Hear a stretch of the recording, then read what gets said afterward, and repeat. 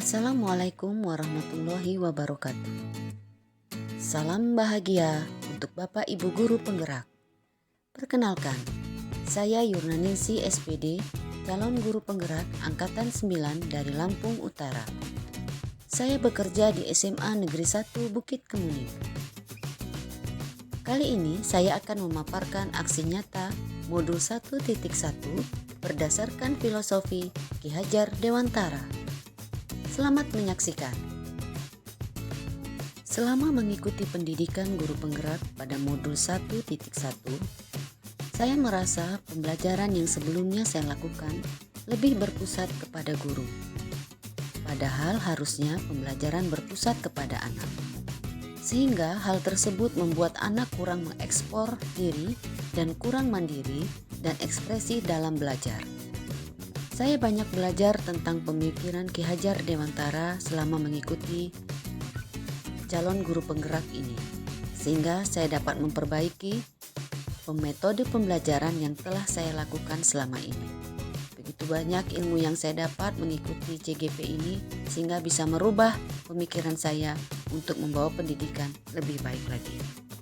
Filosofi pendidikan menurut Ki Hajar Dewantara sangatlah menyadarkan saya bahwa pentingnya memberikan pendidikan yang menuntun, bukan menuntut. Hal ini juga haruslah seimbang dengan filosofi yang diajarkan Ki Hajar Dewantara, bahwa kita tidak hanya memberikan sistem mengajar saja, tapi kita juga harus memberikan contoh teladan yang baik kepada murid.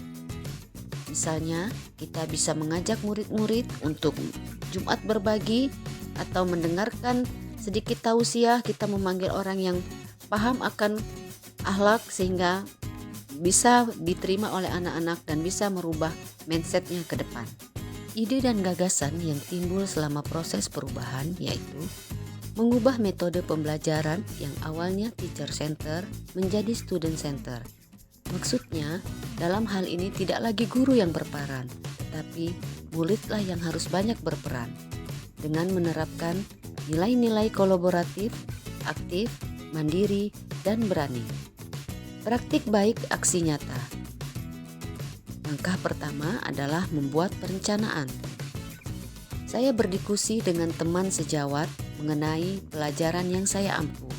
Kali ini saya mengampu pelajaran bahasa Indonesia di sekolahan saya.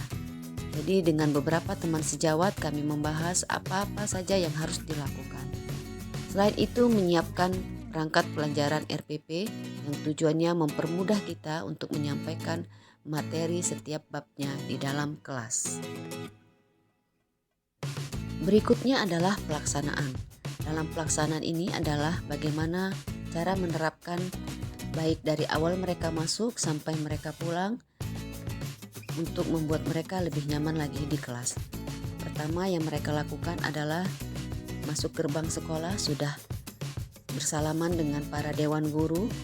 Kemudian sebelum memulai pembelajaran harus dibiasakan dengan membaca doa. Kemudian saya menyapa, memberi motivasi kepada anak-anak sebelum pelajaran dimulai. Lalu saya menjelaskan tujuan tentang materi yang akan disampaikan pada saat itu agar anak-anak memahami apa yang harus mereka lakukan dalam memahami materi tersebut.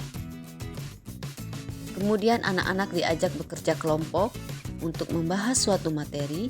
Kali ini pelajaran saya bahasa Indonesia membahas tentang surat lamaran pekerjaan. Mereka tampak semangat dan antusias dan setelah selesai mereka harus mempresentasikan hasil kerja kelompok mereka di depan kelas. Metode belajar kelompok ini sangatlah baik untuk anak-anak karena dengan belajar kelompok mereka memahami makna bekerja sama tanpa harus mengedepankan pendapat mereka yang paling utama. Mereka harus mampu mempresentasikan dengan baik hasil dari kerja kelompok mereka dengan kesepakatan mufakat bersama.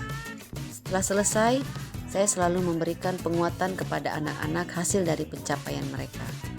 Dalam metode ini, anak sangat bahagia sekali karena sistem kerja kelompoknya berbeda dari tugas-tugas yang lainnya, dan saya memberikan apresiasi yang sangat luar biasa kepada siswa yang mampu memaparkan materi dengan baik dan memahaminya dan melakukan tugas kelompok dengan menggunakan etika atau aturan kerja kelompok yang baik. Setelah apa yang mereka lakukan setelah selesai, mereka seperti biasa mengakhiri pembelajaran harus dengan membaca doa dan kembali bersalaman kepada guru yang ada di kelas tersebut. Semua itu dilakukan untuk membentuk karakter anak menjadi lebih baik lagi. Langkah selanjutnya adalah refleksi diri. Setelah selesai mengajar, saya selalu membuat refleksi diri terhadap pelajaran saya dan apa saja yang menjadi kendala dalam proses pembelajaran saya. Tentu saja, kita sebagai pengajar banyak menemukan kendala-kendala dalam kita menerapkan metode pembelajaran. Tantangannya adalah masih ada beberapa murid yang tidak mau bekerja sama dengan temannya dan dia hanya mengandalkan teman yang mau bekerja saja. Kemudian masih ada beberapa murid yang malu pada saat presentasi ke depan. Solusinya adalah saya melakukan pembimbingan secara personal. Kemudian saya melatih mereka untuk berani berbicara di depan dengan membiasakan melakukan kegiatan serupa agar terbiasa dalam presentasi.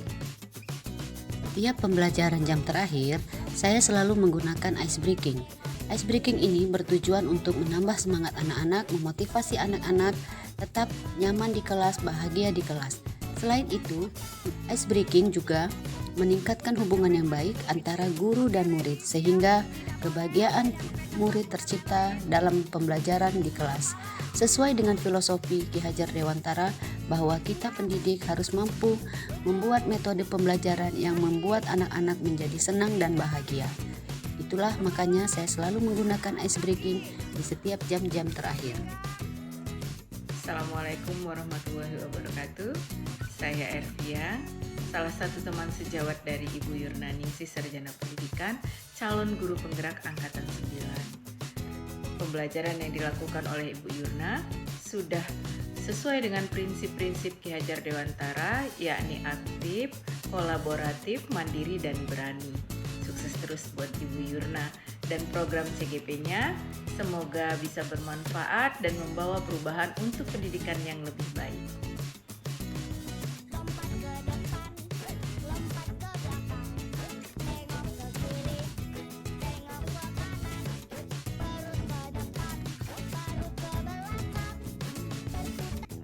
Assalamualaikum warahmatullahi wabarakatuh. Perkenalkan, nama saya Vanessa Isabella dari kelas 12 IPA 5. Saya sangat senang sekali belajar bahasa Indonesia dengan Ibu Yurnaningsih. Karena sebelum memulai pelajaran, Ibu Yurna selalu memberikan ice breaking kepada siswa-siswinya supaya menjadi lebih semangat dan lebih fokus dalam belajar. Apalagi hari ini kami mempelajari tentang cara membuat surat lamaran kerja, di mana saya bisa mempelajari isi, susunan, dan juga struktur dalam surat tersebut. Terima kasih ya Bu sudah mengajari kami dengan metode yang menyenangkan dan juga tidak membosankan. Saya akhiri, wassalamualaikum warahmatullahi wabarakatuh. Demikianlah paparan dari saya mengenai aksi nyata modul 1.1 berdasarkan filosofi Ki Hajar Dewantara. Terima kasih semua, tetap semangat, salam bahagia Bapak Ibu Guru Penggerak.